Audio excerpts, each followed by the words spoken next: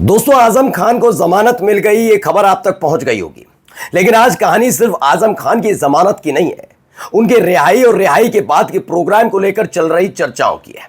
लगातार यह दावा किया जा रहा है कि अगर आजम खान बाहर आ गए तो उसके बाद वो समाजवादी पार्टी को छोड़ देंगे, अखिलेश यादव से नाराज हैं, वो बीएसपी ज्वाइन कर लेंगे, ये कर लेंगे, वो कर लेंगे। ये तमाम बातें लगातार बताई और फैलाई जा रही है। लगातार यह बात क्यों कहा जा रहा है कि बीएसपी ज्वाइन करेंगे, वो आज आपको खबर दिखाऊंगा और दिखाऊंगा कि जो दावा कर रहे हैं वो सारे के सारे दावे कैसे हवा हवाई हैं, किसके इशारे पर यह खबर प्लांट की जा रही है। और इस दावे की धज्जियां किसी और ने नहीं उड़ाई है, बल्कि खुद आजम खान के परिवार की तरफ से उड़ाई जा रही है। आज भी आपको यह दिखाऊंगा कि कैसे समाजवादी पार्टी से बीजेपी इस कदर घबराई हुई है। बिल्कुल सही सुना, बीएसपी नहीं, बीजेपी। बीजेपी किस कदर घबराई हुई है कि अपना नाम आगे ना करके बीएसपी के जरिए समाजवादी पार्टी को तोड़ने की कोशिश हो रही है। वही समाजवादी पार्टी जिसने साल 2024 में इन तथाकथित राष्ट्रवादी और तथाकथित सनातनियों की हवा निकाल दी थी, उस अयोध्या में जाकर चुनाव जीता था, जिस अयोध्या के नाम पर इन्होंने पूरा चुनाव खड़ा किया था। कैसे बड़े बड़े दिग्गज समाजवादी पार्टी के नेताओं के सामने पानी भरने लगे थे, चुनाव हार गए थे, नरेंद्र मोदी चुनाव हारते हारते बचे थे। बीजेपी इस दर्द को, इस जख्म को भूल नहीं पाएगी। यही एक वजह है कि बीजेपी जानती है कि अगर उत्तर प्रदेश में पैर फिर से जमाने हैं तो समाजवादी पार्टी को तोड़ना होगा, उसी तर्ज पर जिस तर्ज पर 2016 में टूटी थी, जब चाचा और भतीजे अलग हुए थे। तभी बीजेपी अपने पांव उत्तर प्रदेश में जमा पाई थी, लेकिन अब पांव उखड़ते नजर आ रहे हैं जब से चाचा भतीजे साथ आए। अब आजम खान के नाम पर यह माहौल बनाकर शिवपाल सिंह यादव तक को बीएसपी ज्वाइन कराने की बात कही जा रही है।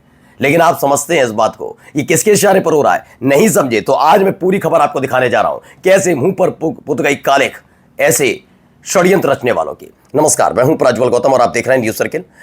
दरअसल ये पहले खबर है, देखिए मॉल्टिक्स की खबर है। इलाहाबाद हाईकोर्ट ने आजम खान को डूंगरपुर केस में जमानत देकर योगी सरकार को बड़ा झटका दिया। 100 से ज्यादा एफआईआर, 51 महीने जेल और अब मिली जमानत। अब इस पूरी चीज को आप समझिए, पहले हुआ क्या।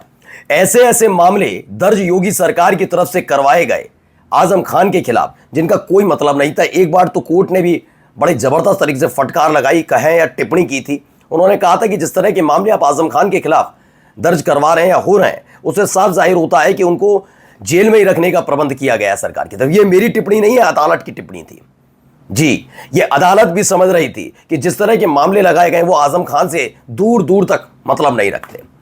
ये छवि बिगाड़ने वाले वो लोग हैं जिनकी आज खुद की छवि बिगड़ी हुई है। जैसे राहुल गांधी को पप्पू घोषित करने के लिए लाखों करोड़ों खर्च कर देना, एक पूरी की पूरी एजेंसी को लगाना अधिकारियों के साथ कि अखिलेश यादव को टोटी चोर घोषित करवाइए, आजम खान के लिए लगा देना कि उनको बकरी चोर घोषित करवाइए।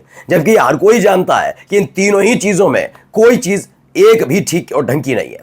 हाल ही में आपने केतकी सिंह का बयान सुना, केतकी सिंह ने फिजूल का बयान दे डाला था, कोई मतलब नहीं था। झूठी और अफवाह फैलाने का काम बीजेपी के नेता करते हैं। लेकिन अब हालत क्या है, इन्हें दौड़ा लिया जा रहा है, इन्हें खदेड़ दिया जा रहा है। अब आजम खान को जमानत मिलने की खबर ने बीजेपी के हलक को सुखा दिया है कि कैसे लंबे वक्त तक उत्तर प्रदेश में शासन किया जाए। अयोध्या में जब से चुनाव आ रहे हैं तब से आपने देखा भी होगा कि अयोध्या में ज्यादा आप ये कार्यक्रम नहीं कर रहे हैं, वरना आप हर एक 1.5 महीने बाद कोई ना कोई अयोध्या का दौरा, अयोध्या का कार्यक्रम, अयोध्या को सजाना, अयोध्या में ये, अयोध्या हमने संवारी, अयोध्या में ये कर दिया, रोज हर महीने सुनते थे।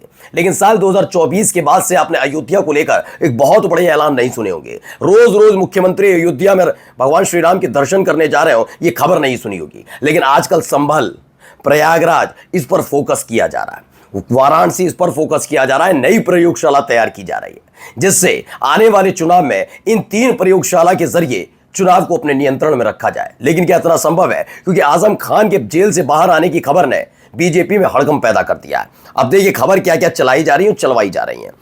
साइकिल छोड़ हाथी पर सवार हो सकता है आजम परिवार, ये पुरानी खबर की कटिंग देकर बीएसपी न्यूज नाम का एक ट्विटर हैंडल है, उसने खबर क्या लिखी।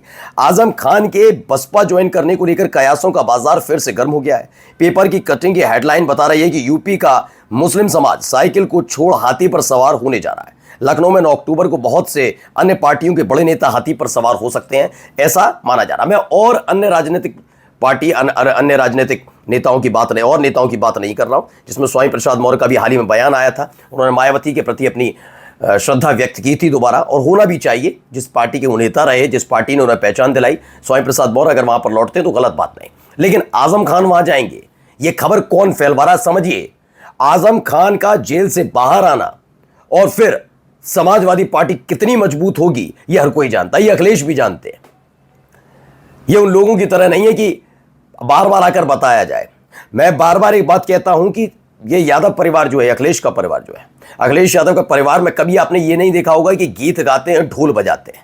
वहां तो कुछ करते नहीं है तो अपने नाम का ढिंडोरा पीटते हैं।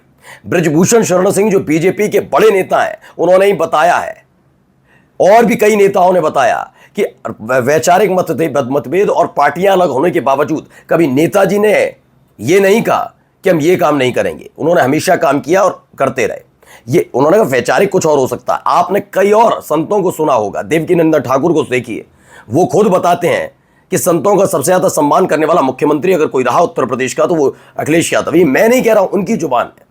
तो वो हो सकता है कि आप दूसरे तरह की राजनीति करते हो, लेकिन सम्मान करना, चीजें बढ़ाना, ये अलग चीज है। अब ये क्या दिखाने की कोशिश कर रहे हैं कि अखिलेश यादव ने उनका साथ नहीं दिया, जबकि अंदर खाने खबर है कि अखिलेश यादव साथ देते रहे, उनका जिक्र ना करके जबरदस्ती फिक्र दिखाने की कोशिश नहीं की। और इसी को जोड़ा जा रहा है कि मुस्लिम समाज नाराज है। ये हर कोई जानता है कि जब पहली बार आजम खान जेल गए थे तो रामपुर में जो समाजवादी पार्टी के दिग्गज और आजम खान के करीबी थे, उन्होंने एक एक करके पार्टी क्यों छोड़ी थी, किसके दबाव में छोड़ी थी, क्या डरा कर उनको छुड़वाया गया था पार्टी, ये किस छिपा नहीं है, और क्या आरोप अखिलेश यादव पर लगवाए गए थे। लेकिन जब आजम खान जेल से बाहर आए थे, फिर से समाजवादी एकजुट थी, लेकिन फिर दोबारा जेल गए तो फिर वही माहौल क्रिएट किया। अब देखिए एक और सनातनी चंदन सिंह, ये माहौल क्रिएट देखिए। 9 तारीख को बसपा की रैली में कुछ बड़े चेहरे शामिल होने जा रहे हैं, जिसमें हैं आजम खान, कलीमुद्दीन अंसारी, सुभाषपा, और सबसे चौंकाने वाला नाम भाभी शिवपाल चाचा के साथ बसपा में शामिल हो सकती हैं।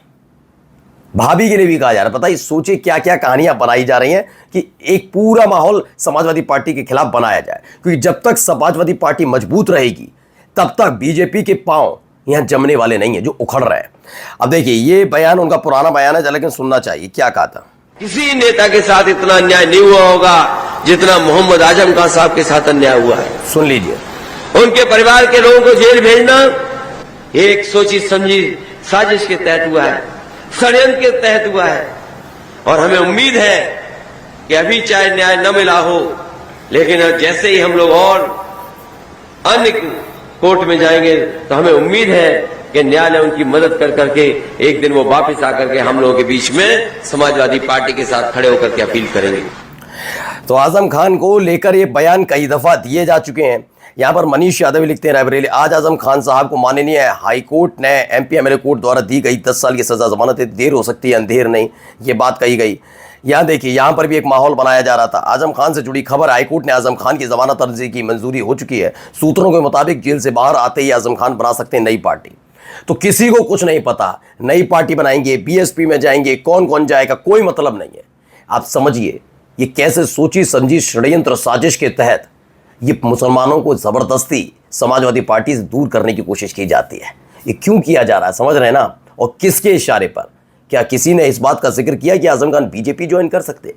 क्यों? क्योंकि वो जानते हैं इस खबर का कोई मतलब नहीं होगा। वो बीएसपी नहीं ज्वाइन कर रहे, ये बात क्लियर है। ना नई पार्टी बनाएंगे, वो सिर्फ समाजवादी पार्टी के साथ नजर आएंगे। ये बीजेपी भी जानती है, बस वो चाहती है नहीं है। नमस्कार।